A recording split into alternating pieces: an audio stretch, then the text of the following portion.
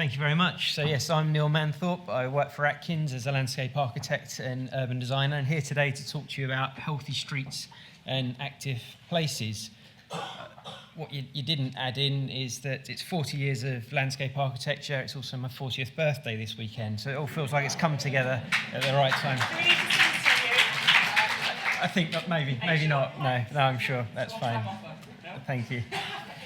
Okay, so my presentation today, I'll be running through a series of our projects and initiatives around active travel, education, play, and looking to some of the trends in the future. But where I wanted to start was, what is a healthy street? And we've got this lovely diagram there that captures some of the thoughts behind it. Somewhere that people feel safe, with clean air. You've got a mix of pedestrians from all walks of life, easy to access. Somewhere that people want to stop and spend space and time. So this is a project we did down in Kingston that I'll be talking a little bit more about and gives you the sort of a feel of what I think a healthy street might be. You've got the two-way cycle track, swathes of planting, suds integrated in there. You've got places where people can sit out and enjoy the river. Beside the cafe, you've got play equipment. There's something there for everyone. I'm also involved with sport myself, and I think one of the great things I see in sport and the ways it brings people together in achieving sort of goals and ambitions, working as a team. And this is myself with my dad, brother-in-law, and good friend doing the London to Brighton bike ride. And walking and cycling is something that we get very involved with, and it's something that's it's sort of great to see that over 80% of our open spaces in the UK are actually connected to streets. So what we can do with these streets has a really huge impact on everybody's lives on a day-to-day basis. Unfortunately, many of these streets and spaces actually look like this, dominated by cars and vehicles and congestion, very little space actually given over to the people using them. And these are causing really significant issues. Our cities are continuing to grow, populations are continuing to grow, overcrowding in the streets with congestion and traffic, which creates real air quality issues. There's the obesity issues that we're all very aware of, and of course the mental health issues that this can also create and the pressures that we're all under. But this is something, like I said, we're all very aware of. Our governments are starting to recognise this. There's movements around it. There's push to get children away from the PlayStation onto the playground, improve your streets and improve your health, and getting people to be more active in what they're doing. And that is where we're sort of coming it from, celebrating our 40 years in landscape architecture, with the sort of slogan of that good design really has the power to transform people's lives on a day-to-day basis. So the first project that I wanted to talk to you about was Kingston upon Thames. So this is the walking and cycling project that we're involved with. Kingston were awarded £32 million under the Mini Holland programme, along with Waltham Forest and Enfield. And this was to create a network of cycle routes across the borough. The role we really played was designing these routes and also ensuring that they achieved more than just a cycle route for commuters, integrating them into the public realm, putting in the areas of play, the planting, attracting more visitors to these spaces. So creating terraces with seating areas overlooking the river, creating ramps and steps to encourage all ages and all groups could use these spaces and places. The reinvigoration of the cafe here was a key part of it as well, at a sort of node along the riverfront, bringing people out. And I think these sorts of streets and spaces is what we can start to have a really big impact in people's day-to-day lives. There's over 140,000 miles of footpaths that we have in the UK, and you could really start to see the effect that we could have on people's day-to-day lives by upgrading these. This is the riverfront in Broomielaw in Glasgow that we worked on, with a new bridge going across the Clyde and the riverfront really opening up to walking and cycling. But it's also looking for opportunities in other projects. So this was a flood defence scheme. This is the before shot in Morecambe, and looking what we could do to use the money for flood protection in a way that doesn't just protect the thousands of homes from flooding, which of course is hugely critical, but how we can create an attractive place, an attractive area to visit and exercise, and also some nice detailing there with Eric Morecambe glasses in the wall, as long as some other points along the way. And it really ties in some of the earlier presentations about this being access for everyone, and the seafront promenade really proving popular with all ages and groups, and the ramps and steps allowing everyone to enjoy this location. Going back further, one of the sort of very successful projects that we were involved with was the pedestrianisation of the north side of Trafalgar Square, where at one point this was just seen as a giant roundabout, and through a quite simple intervention, but extremely complicated with all the rerouting of the traffic and the stakeholders involved, creating a space and a place that is now really well used for cultural events, sporting events, and exhibitions. And this has been sort of carried out on a sort of lesser extent across London. So this is Heddon Street, which used to be a service yard, now somewhere which people can walk through and cut through. And there's a series of these sorts of quiet ways which encourage walking and cycling across London. And of course, probably many of us came through this morning in Oxford Circus to get here. Sort of going back a few years, that was embedded with guardrail and you sort of prohibiting the movement and enjoyment of the space. And again, a sort of simple intervention and prioritising the movement of people and creating a sort of place for people to move around. So active education, this sort of follows on actually some of the stats that you were using before, and I think it's the second one there, around 75% of kids spend less time outdoors than prisoners, which I found absolutely astounding. And the obesity issues that we're facing in the UK at the moment, and what we can do to resolve these. But there's a huge number of schools across the UK. There's a huge impact we can have through investment.